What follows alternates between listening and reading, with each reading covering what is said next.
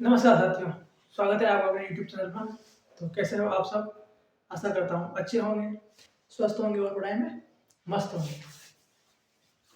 तो आज हम अगली ही कड़ी में जो मेवाड़ के गोइलोन चल रहे थे उसमें आज हम लेके आए हैं रायमल को और रायमल के जो पुत्र थे उनको, और साथ में इसमें हम बात करेंगे आगे राणा सांगा के बारे में। आज की जो क्लास है ये बड़ी इंटरेस्टिंग होने वाली है क्योंकि इसमें आज अपन कहानी के साथ साथ नोट्स में पैटर्न के साथ इन सबको याद करने वाले हैं। आज की जो शुरुआत है ये रायमल से करेंगे और राणा सांगा में जितने इन्होंने युद्ध लड़े, कैसे इनकी उत्तराधिकारी संघर्ष चला, किस किस के मध्य चला, कौन कौन से युद्ध हुए, इनके समकालीन शासक कौन था, इनके मध्य अपन पूरे कहानी के माध्यम से आराम से समझने वाले हैं। ठीक है दोस्तों, तो आज की जो क्लास है ये अपनी 17 नंबर की क्लास होने वाली है। इससे पहले अपन 16 क्लासें देख चुके हैं, तो जिन्होंने क्लासें ना देखी है वो प्लेलिस्ट बनी हुई है, जाइए और एक एक करके क्लास को देखते हुए आइए। तो ज़्यादा देर ना करते हैं क्लास को शुरू। तो आज अपन शुरू करेंगे राणा रायमल को। राणा रायमल जो है ये कुंभा का पुत्र है जो उदा के बाद क्या है शासक बना है। ये भी उदा कुंभा का ही पुत्र है जो उदा के बाद शासक बना था। यानी उदा की बाद अधिक गद्दी का हकदार कौन था अपना? राणा रायमल ने जिसके प्रमुख मंदिर है और इससे निर्माण कराया है उसमें सबसे महत्वपूर्ण है अद्भुत जी मंदिर, रामशंकर, समयगढ़ तालाब। इनका निर्माण किसने कराया है? रायमल ने कराया है। यानी रायमल ने चित्तौड़ में किसमें कराया ये निर्माण? चित्तौड़गढ़ में। रायमल ने चित्तौड़ में अद्भुत जी मंदिर, रामशंकर और समयांगढ़ तालाब का निर्माण कराया है। ये इसमें इंपॉर्टेंट है। ठीक है साथियों, राणा रायमल जो है इसके 3 पुत्र, एक पृथ्वीराज सिसोदिया, राणा सांगा, जयमल तथा इसका जो भाई था यानी कि इनका चाचा सारंगदेव, इनके मध्य उत्तराधिकारी संघर्ष होता है। संघर्ष कैसे होता है एक एक करके इन तीनों को साथ में लेने वाले हैं। तो सबसे पहले अपन बात करते हैं जो राणा रायमल है, इसकी मृत्यु जो है वो आकस्मिक हो जाती है और ये आगे जाके उत्तराधिकार किसको प्राप्त होगा यानी राजा कौन बनेगा इसका निर्धारण नहीं कर पाता है। इसका निर्धारण नहीं होने के कारण जो राणा रायमल है की वजह से इन सब में होता है उत्तराधिकारी संघर्ष। तो उत्तराधिकारी संघर्ष में सबसे बड़ा बेटा जो था वो था पृथ्वीराज सिसोदिया। पृथ्वीराज सिसोदिया सर्वगुण संपन्न था, ये एक अच्छा तलवार चला सकता था, एक राजा के लायक भी था और देखा जाए तो ये एक ऐसा था जो टोडा से लेकर टोंक तक की जो दूरी है इसको सबसे कम में यानी एक दिन में कवर कर लेता था और जो यहाँ की दीवार थी उसको सबसे ज्यादा तेज रफ्तार में दौड़कर इसको पार कर लेता था और सबसे तेज घोड़ा भी चलाता था। इस वजह से इसको उड़ना राजकुमार के नाम से जाना जाता है। किसको जाना जाता है? पृथ्वीराज सिसोदिया को। ठीक है, तो ये तो था पृथ्वीराज सिसोदिया। जयमल जो है ये तो उत्तराधिकारी संघर्ष के लायक नहीं था, फिर भी ये सबसे छोटा भाई होने के कारण सबसे पीछे था। बीच में था राणा सांगा, तो राणा सांगा और इनके मध्य और उत्तराधिकारी संघर्ष की जो दौड़ में शामिल था वो एक था सारंगदेव। ये कौन था? एक चाचा था सारंगदेव। ठीक है, तो होता ही है कहानी की करते हैं शुरुआत।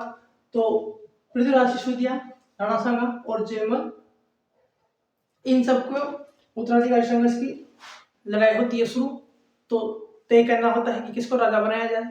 तो चाचा सारंगदेव जो है ये मंत्रियों के साथ मिलकर एक उपाय निकालते हैं कि इसी राज्य में एक बाबा है जो उनको देखकर भविष्य बताते हैं और अपन चलते हैं उनके पास और वो अपने को बताएंगे कि आगे जाके राजा कौन बनेगा। ठीक है, तो पृथ्वीराज सिसोदिया, राणा सांगा, जयमल और सारंगदेव ये तीनों जाते हैं उस बाबा के पास। ठीक है, चले गए। वहां जाने के बाद उससे जाके पूछते हैं कि हमें उत्तराधिकारी चाहिए राज्य का और आप बताइए भविष्यवाणी करके कि कौन राजा बनने के लायक है।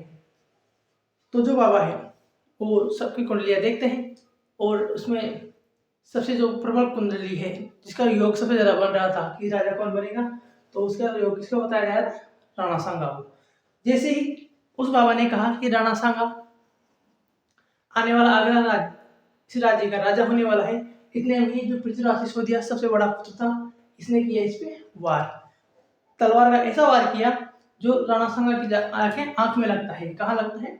आंख में। और आंख में लगने के कारण राणा सांगा जो है वो किसी न किसी करके वहां से बच के निकल जाता है, लेकिन इस वजह से उसकी आंख घायल हो जाती है।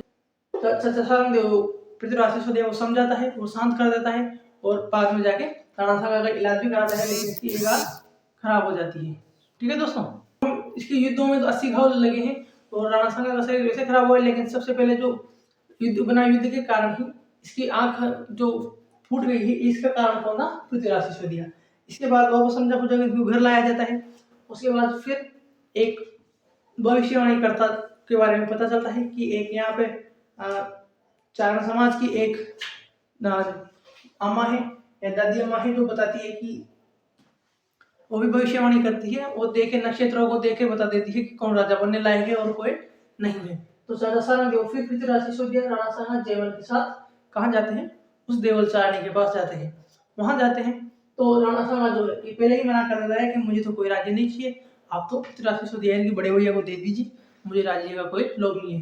लेकिन फिर भी चाचा सारंग नहीं मानता है और इसको लेकर वहां पर चला जाता है। तो जैसे देवल चारणी की कुटिया में ये सब पहुंचते हैं तो चारणी वहां पर उपस्थित नहीं थी। ठीक है, तो अम्मा वहां उपस्थित नहीं होने के कारण पृथ्वीराज सिसोदिया और इसके चाचा ये दोनों मिलकर एक वहां पर खाट पड़ी होती है, उसके जाकर बैठ जाते हैं। खाट पे तो बैठ जाते हैं पृथ्वीराज सिसोदिया और इसके चाचा। वहां पर एक चबूतरा होता है, चबूतरे में जाके बैठ जाता है जयमल।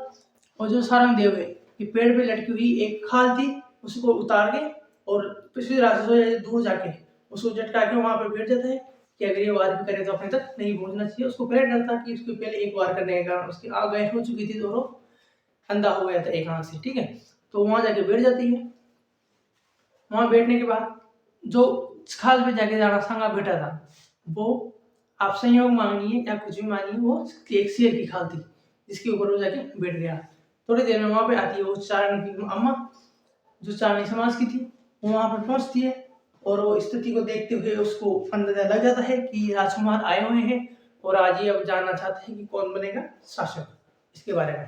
तो वो ग्रह नक्षत्र को देखते हुए जिस प्रकार उनकी स्थिति थी बैठने की, उसको बैठने की तरीके को देखते हुए वो अम्मा बोलती है कि आप, मुझे पता है कि आप यहाँ पर शासक को लेकर आए हैं और ये जानना चाहते हैं कि शासक हम में से शासक कौन बनेगा।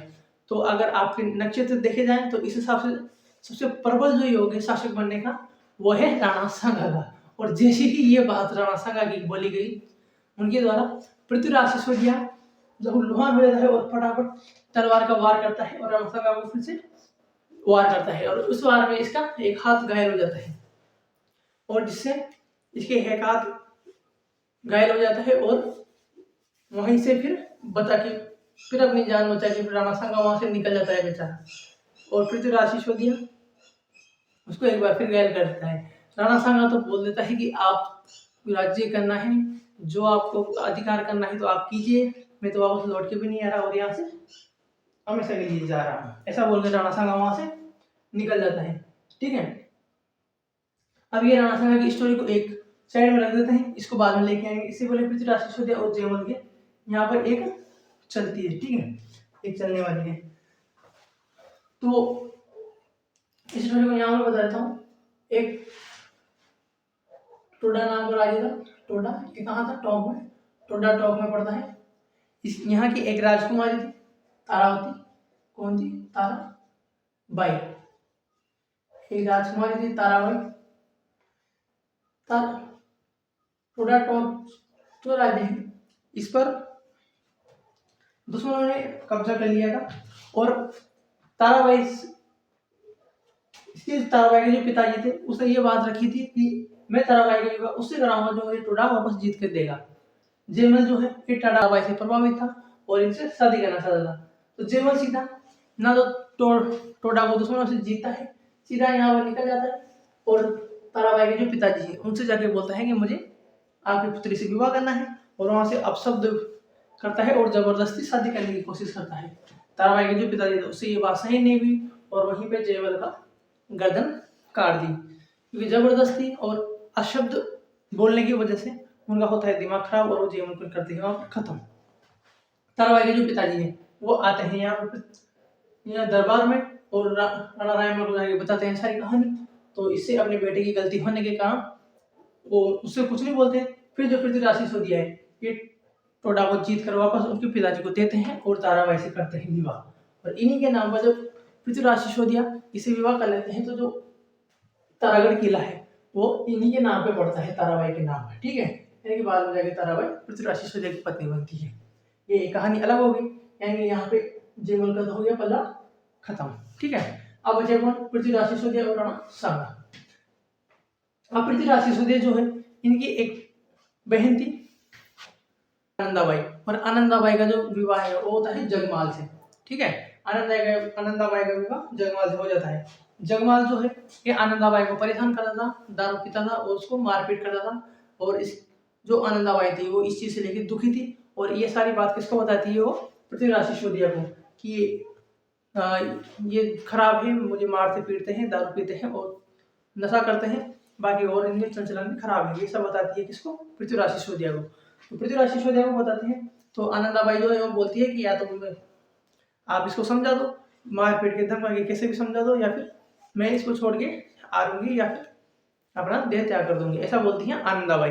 आनंदाबाई का ऐसा बोलने पर पृथ्वीराज सिसोदिया को गर्म हो जाते हैं। पृथ्वीराज सिसोदिया पहुंच जाते हैं आनंदाबाई के ससुराल, और वहां पे जाके जगमाल को बोलते हैं कि देख, तू जानता है आनंदाबाई किसकी बहन है? पृथ्वीराज की। और पृथ्वीराज सिसोदिया को तो अच्छी तरह से जानता है पृथ्वीराज सिसोदिया कौन है, वो क्या कर सकता है। तो जगमाल है, ये घबरा जाता है और बोलता है कि कोई नहीं साले साहब, ये गलती हो गई और अगली बार से आगे से नहीं करूंगा, ऐसे कौन बोलता है? जगमाल बोलता है। और जगमाल को डर हो जाता है कि कहीं ये अपने को निपटा ना दे, तो इसी वजह से वो डर जाता है। लेकिन यहाँ पे जगमाल कर देता है गद्दारी। जो आनंदाबाई थी वहां पे उसको खाना वाना खिला के फ्री कर देती है, और जगमाल के यहाँ से पृथ्वीराज सिसोदिया वापस आने लगते हैं। तो उस समय जो जगमाल है ये करता है गद्दारी, और पृथ्वीराज सिसोदिया को विश्व भरे लड्डू, जिसे कांच का पिसा हुआ जो जहर था उस लड्डू में मिलाया हुआ था, उस लड्डू को पृथ्वीराज सिसोदिया को दे देता है और बोलता है कि आप जाइए, और आप वहां से रास्ते में भूख लगे तो साले साहब आप ही खा लेना, और ये आपकी बहन ने आपके लिए दिए हैं। तो ऐसे करके पृथ्वीराज सिसोदिया उन लड्डुओं को लेकर आ जाता है। जिसे रास्ते में उसको भूख लगती है तो कहीं बैठ के जैसे उनका सेवन करता है, वहीं उस विष के कारण उनकी मृत्यु हो जाती है। इस यहाँ पे जगमाल की वजह से पृथ्वीराज सिसोदिया की मृत्यु हो जाती है। और किसी युद्ध करते हुए चाचा जो इनकी चाचा सारंगी होते हैं, इनकी हो जाती है मृत्यु। तो यहाँ से तीनों का काम तमाम हो गया। पृथ्वीराज सिसोदिया को जगमाल के द्वारा विष के लड्डुओं से मरवा दिया गया। जयमल जो है ये ताराबाई के विवाह करने की उत्सुकता में अशब्द बोलने की वजह से इसके पिताजी ने जयमल को इनको निपटा दिया, और चाचा सारंगी चले गए। अब बचा कौन? राणा सांगा। अब इसमें बीच में बात लेते हैं हम राणा सांगा की। राणा सांगा जो है इनका हाथ घायल हो चुका था। अपन स्टोरी में अपन वहां से आते हैं जहां पे इनका पृथ्वीराज सिसोदिया ने हाथ व्यवहार किया था और हाथ इनका में खून हो गया था, खराब हो गया था। ठीक है, तो इसके बाद अभी राणा सांगा यहाँ से निकल जाता है, और राणा सांगा जो है जाते जाते एक डाकू था करमचंद पवार, उसके पास जाता है और बोलता है कि मैं एक राहगीर हूँ और मुझे आप अपने पास रख लीजिए, कुछ भी काम दे दीजिए, आप जो बोलेंगे मैं करूँगा।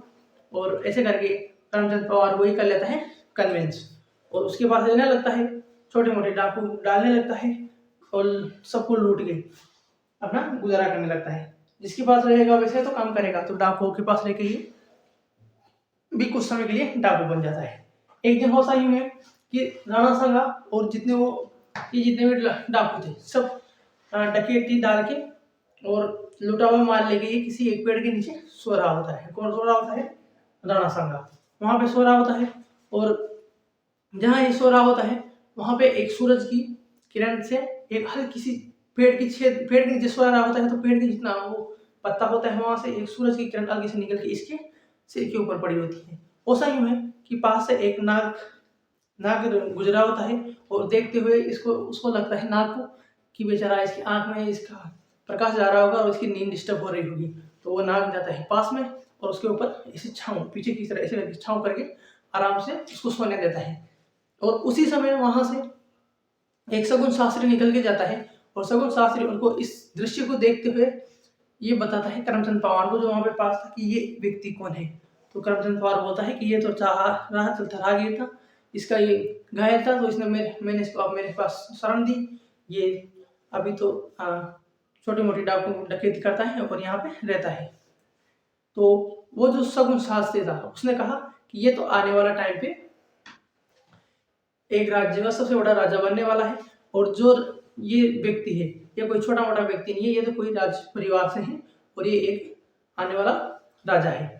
तो करमचंद पवार सोचता है कि ये तो इसने गद्दारी कर दी, अपने को पूरी बात नहीं बताई, और करमचंद पवार जैसे वो नहीं उठता तो वहां जाता है तलवार लेके, और तलवार को नोक पे रखता है राणा सांगा की गर्दन पर।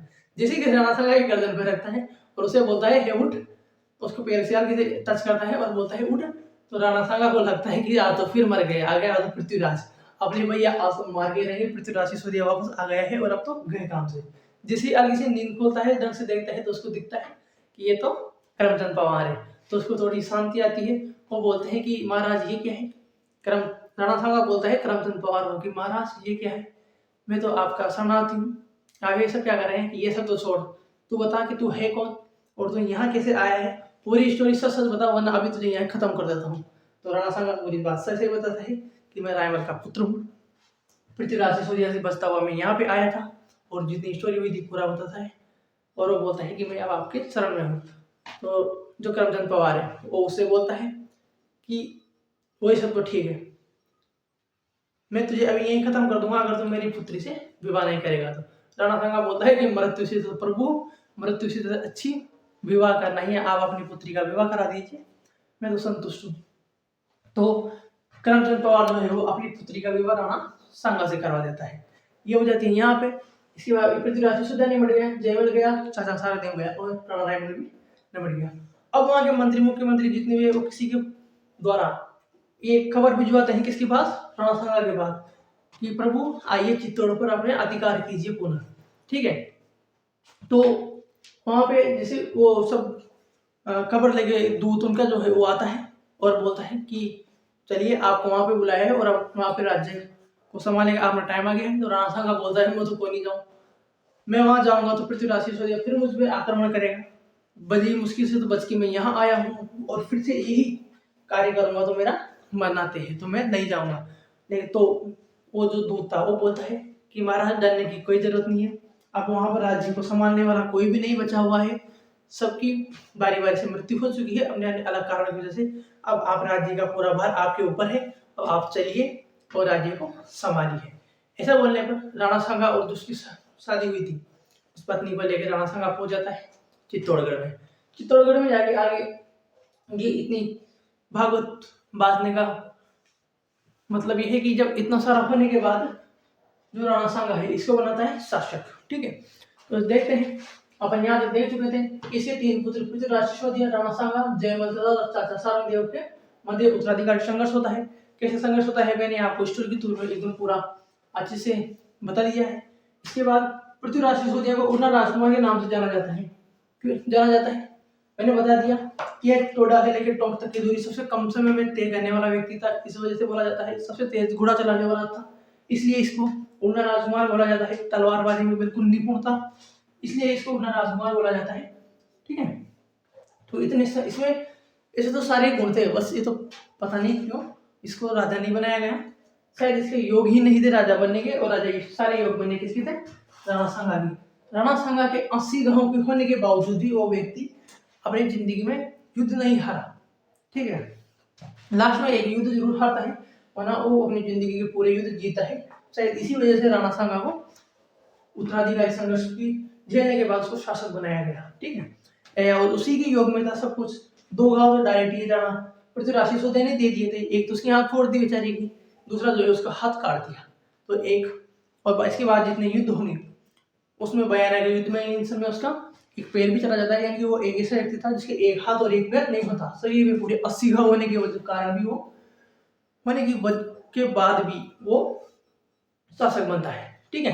तो पृथ्वीराज सिसोदिया को उड़ना राजकुमार के नाम से जाना जाता है।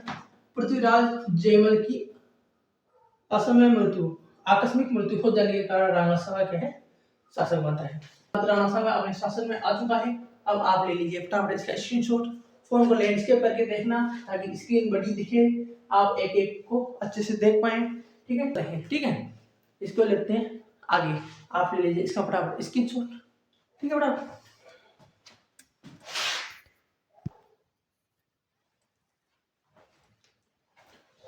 चलिए दोस्तों, इसके बाद देखते हैं राणा सांगा को। तो राणा सांगा का सबसे पहले संक्षिप्त परिचय देख लेते हैं। राणा सांगा का अगर जन्म देखा जाए तो ये हुआ था 1482 में। मृत्यु देखी जाए 30 जनवरी 1528 को इसकी मृत्यु होती है। और अगर इसका राज्याभिषेक देखा जाए तो 1509 में होता है इसका राज्याभिषेक। ठीक है, इसकी जो मृत्यु है ये कभी कभी पूछ ली जाती है, तो ये इंपोर्टेंट है। 30 जनवरी 1528 पूरी डेट भी पूछ सकते हैं और इनको डेट भी ध्यान रखना है। अगर इसके पिताजी देखे जाए तो वो थे रायमल, माता देखी जाए तो रत्नाकमल। राणा सांगा की जन्म 1482 में हुआ, मृत्यु इसकी 30 जनवरी 1528 की हुई। राज्याभिषेक जो इसका था वो 1509 में हुआ था। पिता इसके रायमल थे और माता देखी जाए तो इसकी कौन थी, रत्नाकमल। इसके बाद देखें तो अगर इसके समकालीन दिल्ली का शासक देखा जाए तो एक तो सिकंदर लोदी था और एक इब्राहिम लोदी था। एक तो सिकंदर लोदी और एक इब्राहिम लोदी। इसके बाद अगर मुगल शासक देखा जाए इसके समकालीन तो वो था बाबर। कौन था, बाबर। राणा सांगा वो दिल्ली सल्तनत के मध्य देखे तो जो इसमें युद्ध हुए थे उसके पहले इसको देख लेते हैं। इसके बाद जो इसके 3 युद्ध हुए थे उसको अपन मेन उनको देखने वाले हैं। सबसे पहले सांगा का जो समकालीन दिल्ली का शासक था वो 1517 से लेके 1526 तक था, वो इब्राहिम लोदी था। और जो ये इब्राहिम लोदी था ये एक साम्राज्यवादी नीति का शासक था। ठीक है, तो राणा सांगा के समकालीन दिल्ली का शासक 1517 से लेकर 1526 तक इब्राहिम लोदी था और एक साम्राज्यवादी नीति का शासक था। उसको देख लेते हैं। राणा सांगा को संक्षिप्त परिचय में जन्म जो है 1482 को, मृत्यु 30 जनवरी 1528 को, राज्याभिषेक 1509 को। पिता रायमल और माता रत्नाकमल। समकालीन दिल्ली शासक सिकंदर लोदी और इब्राहिम लोदी। समकालीन मुगल शासक तो वो है बाबर। इसके बाद राणा सांगा और दिल्ली सल्तनत को देखते हैं। तो सांगा के समकालीन दिल्ली शासक जो था वो 1527 से लेकर 1526 के मध्य इब्राहिम लोदी था और यह एक साम्राज्यवादी नीति का शासक था। इसके बाद अपन देखने वाले हैं इसके महत्वपूर्ण 3 युद्धों को। तो उससे पहले आप ले लीजिए इसका स्क्रीनशॉट, उसके बाद देखते हैं अपन उनको फटाफट। तो आप ले लीजिए इसका स्क्रीनशॉट। चलिए साथियों, देखते हैं इसके बाद युद्धों को। तो सबसे पहले अपन कराते हैं खातौली का युद्ध। जो खातौली का युद्ध था ये हुआ था कोटा में। कोटा के खातौली में युद्ध हुआ था और कब हुआ था, 1517 में। ये जो युद्ध है ये इब्राहिम लोदी और सांगा के मध्य हुआ था। किसके मध्य, इब्राहिम लोदी और सांगा के मध्य। इस युद्ध में सांगा विजयी हुआ था और इसमें इसका एक हाथ और एक पैर कट गया था। किसका, सांगा का एक हाथ और एक पैर कट गया था। ये जो युद्ध है ये रक्षात्मक युद्ध इसलिए कहा गया है क्योंकि इसमें ये जो राणा सांगा है ये मरते मरते बचा है, क्योंकि इसमें इसका एक पैर एक हाथ कट गया था। और खातौली का युद्ध हुआ कहाँ था, तो ये हुआ था कोटा में। कहाँ हुआ था, तो ये हुआ था कोटा में, हाड़ौती के कोटा में, शिक्षा नगरी में। शिक्षा नगरी में युद्ध हुआ था। ठीक है, ये युद्ध राणा सांगा का रक्षात्मक युद्ध हुआ था। ठीक है, खातौली का युद्ध देख लिया 1517 में इब्राहिम लोदी और सांगा के बीच हुआ। सांगा की विजय हुई, जीता कौन, सांगा। युद्ध में सांगा का एक हाथ और एक पैर कट गया था और यह इसका एक रक्षात्मक युद्ध था। अगला जो युद्ध है यह है बांडी का युद्ध। बांडी का युद्ध कब हुआ था, तो 1518-19 में, 1518 में बांडी का युद्ध हुआ था। ये इब्राहिम लोदी के कहने पर इसके जो सेनापति थे एक तो मियां मखन और एक मियां हुसैन, इसके नेतृत्व में हुआ। और इस साइड कौन था, सांगा। फिर विजय कौन हुआ, सांगा हुआ था। खातौली के युद्ध में सांगा जीता, बांडी के युद्ध में सांगा जीता। बांडी का युद्ध कहाँ हुआ था, धौलपुर में। कहाँ हुआ था, धौलपुर में। यहाँ लिख देता हूं, धौलपुर में। गागरोन का युद्ध, गागरोन का युद्ध हुआ था 1519 में। कहाँ हुआ था देखा जाए तो गागरोन कहाँ है, झालावाड़ में। कहाँ है,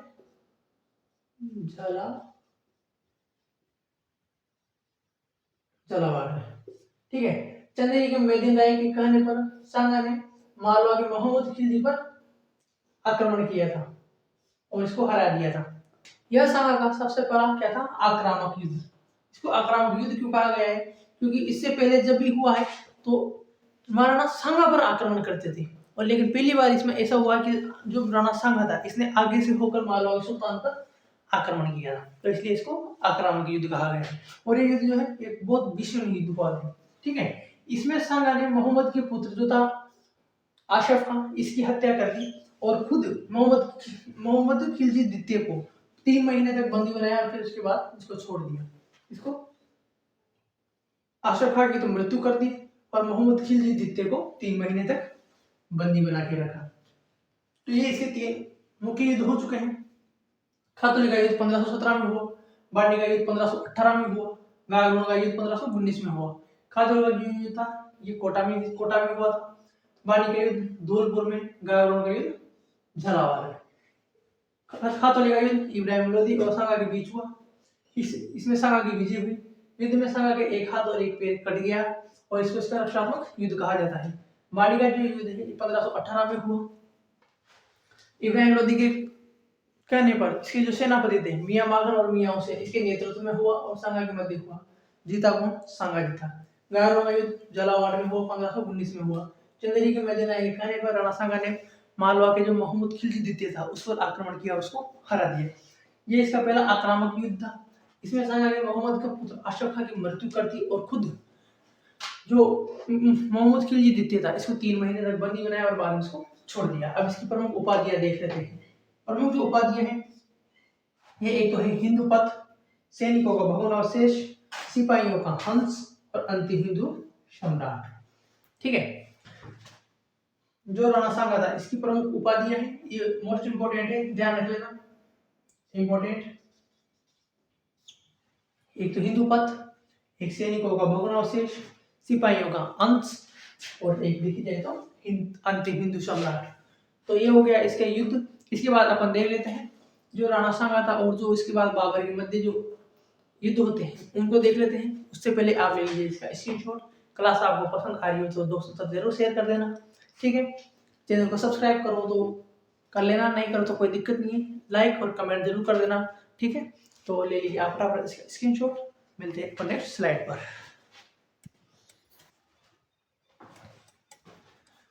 चलिए साथियों, इसके बाद देखते हैं आगे बाबर के साथ संघर्ष यानी मुगलों के साथ लड़े हुए युद्धों को। तो सबसे पहले इसमें जो अगला पहला युद्ध आता है वो है बयाना का युद्ध, जो 16 फरवरी 1527 को लड़ा गया। और अगला आता है खानवा का युद्ध जो 17 मार्च 1527 को लड़ा गया। जो बयाना का युद्ध है और खानवा का युद्ध है, इनकी जो तारीखें हैं ये इंपोर्टेंट है, यानी ये दोनों जो है ये इंपोर्टेंट। अब देखें तो याद कैसे रखें कि कब हुआ, तो 16 याद रखना, तो 16 याद रख लिया। इसके बाद प्लस 1 करेंगे तो कितना आएगा? 17। कितना आएगा? 17। यहाँ पे फरवरी में आता है 2, इसमें प्लस 1 करेंगे तो यहाँ आएगा 3। इसके बाद हमने 1527 याद रखना है, यहाँ पे अपने 1527 याद रखना है, यानी कि 16 में 1 जोड़े तो 17 तारीख आ गई। तारीख याद होगी 16 और 17। फरवरी दूसरा महीना, इसमें 1 जोड़ा तो अगला आएगा तीसरा महीना, तो मार्च, और 1527 अपने को याद रखना है। तो बयाना का युद्ध 16 फरवरी 1527 को और खानवा का युद्ध 17 मार्च 1527 को हुआ। बयाना का जो युद्ध है ये बाबर की सेना से मेहंदी खा जाता है और राणा सांगा से युद्ध करता है और उसमें होता है पराजय, यानी कि हारा जाता है। इसके बाद खानवा का युद्ध का अगर कारण देखे जाए, खानवा का जो युद्ध है अगर इसके कारण देखे जाए तो सबसे पहला कारण तो यही है कि सांगा और जो बाबर थे एक महत्वाकांक्षी शासक थे। क्या थे? महत्वाकांक्षी शासक, यानी कि बाबर और राणा सांगा का क्या महत्वाकांक्षी होना इसका पहला और इम्पोर्टेंट कारण है। अगला देखा जाए तो बाबर का जो के द्वारा एक आरोप लगाया गया था राणा सांगा पर कि पानीपत के युद्ध में सबसे पहले बाबर ने जो है वो राणा सांगा की सहायता मांगी, तो राणा सांगा ने पहले हाँ कर दी और बाद में जाके आरोप लगाया कि इसने युद्ध में मेरी सहायता नहीं की। दूसरा कारण ये था बाबर का राणा सांगा पर पानीपत के युद्ध की सहायता न करने का आरोप, ये आरोप लगाया गया था किसके द्वारा? बाबर के द्वारा। और राणा सांगा ने बोला कि ना तो मैंने इसको बुलाया ना मैंने इसकी सहायता की, मैं इसको क्यों बुलाऊंगा और मैं इसे क्यों हाथ मिलाऊंगा, मैं तो खुद ही एक विशाल साम्राज्य का क्या बोलता हूँ अकेला हकदार हूँ, मैं क्यों इसे हाथ मिलाऊं और मैं क्यों इसकी सहायता करूं, नहीं क्या? तो ऐसा राणा सांगा ने बोल दिया। लेकिन बाबर बताता था कि उसने पानीपत के युद्ध में मेरी सहायता नहीं की और मेरे को पहले बुला लिया था। इसके बाद मेवाड़ के जैसे शक्तिशाली राज्य का दिल्ली के पास होना ये भी एक अच्छा कारण है कि बाबर इस बात को जो कि हजम नहीं कर पा रहा था कि जो मेवाड़ है सबसे विशाल साम्राज्य सा था और उसके पास किसके पास था? ये दिल्ली के पास था और बाबर का दिल्ली पे अधिकार था। तो जो बाबर था ये मेवाड़ में भी अपना अधिकार करना चाहता था। इस वजह से भी एक इसके युद्ध का कारण एक ये भी बताया गया है।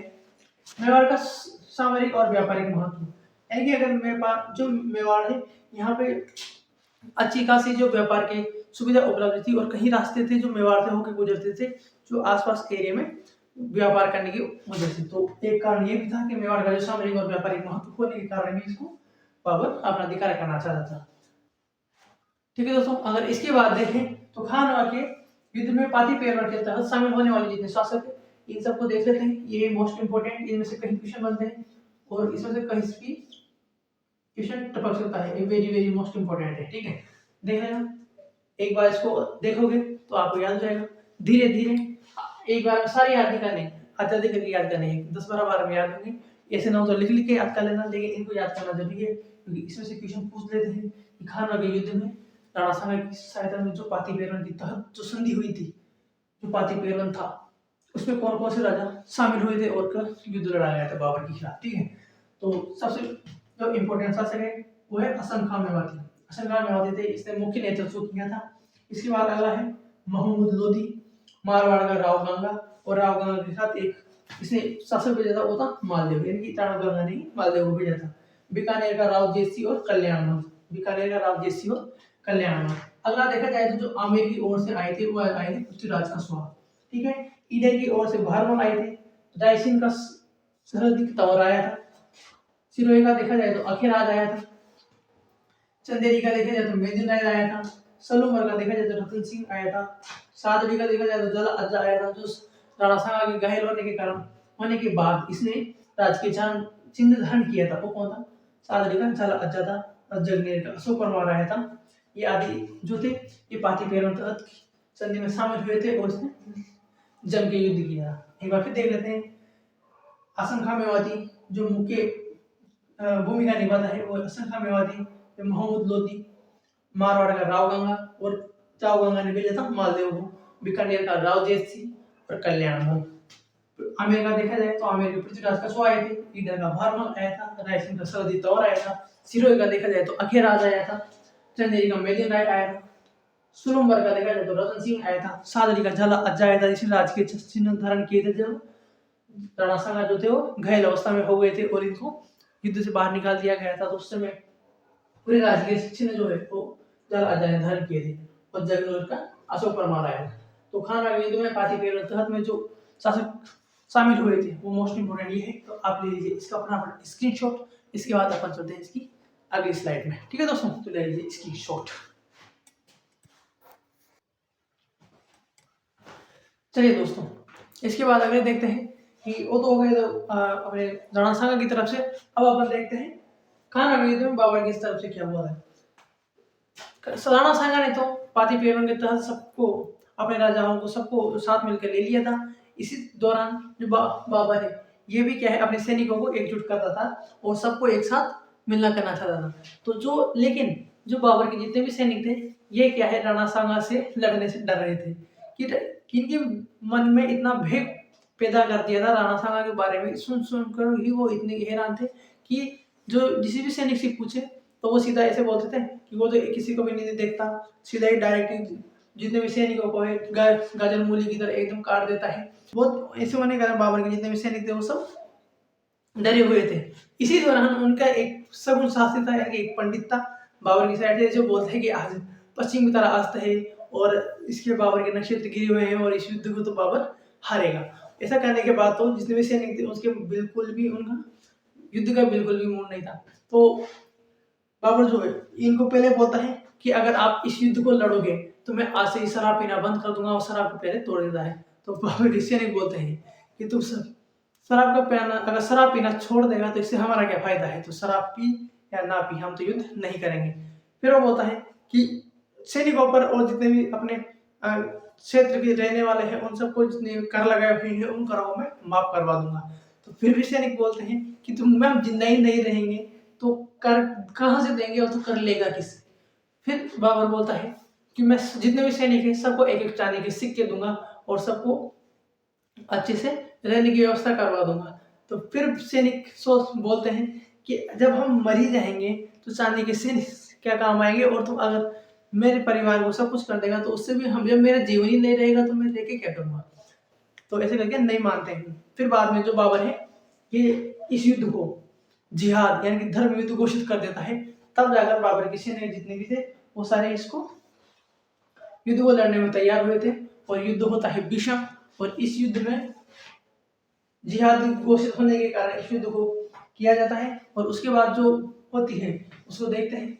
इसमें खाना के युद्ध में प्रथम प्रहार राजपूतों का भारी रहता है, लेकिन बाद में बंदूक और तोपखानों के आगे राजपूतों के पैर जो उखड़ जाते हैं और धीरे धीरे करके राजपूत सेना जो है वो क्षीण होती जाती है।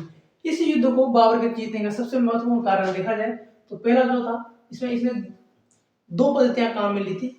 एक तो थी तोपखाना पद्धति, यानी कि उसके पास तोपें थी, बंदूकें थी और सब कुछ थी, यानी एक तो तोपखाना पद्धति थी, और दूसरी थी तुगलमा पद्धति। तुगलमा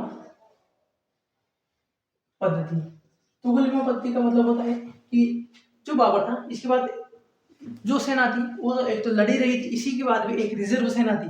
रिजर्व सेना का मतलब होता है कि जब राजपूती सेना इन सेना पर हावी हुई और जब लास्ट में सारी सेना दोनों सेना हारने लगी और इनकी जब कमजोर हो गई, तो जो बाबर की रिजर्व सेना थी वो जो एक चुपचाप बैठी हुई थी, यानी कि उसको पीछे रखा हुआ था सैनिक से, आगे सारे लड़ रहे थे और पीछे बैठी हुई थी। जब वो सैनिक थक गए तो वो जो शांत थी वो बाद में आती है और फिर प्रहार करती है उसी नए जोश के साथ। इस वजह से बंदूकों का वार हो रहे थे और जो राणा सांगा थे इनके पास हाथी थे, तो हाथी धीरे धीरे चलते थे।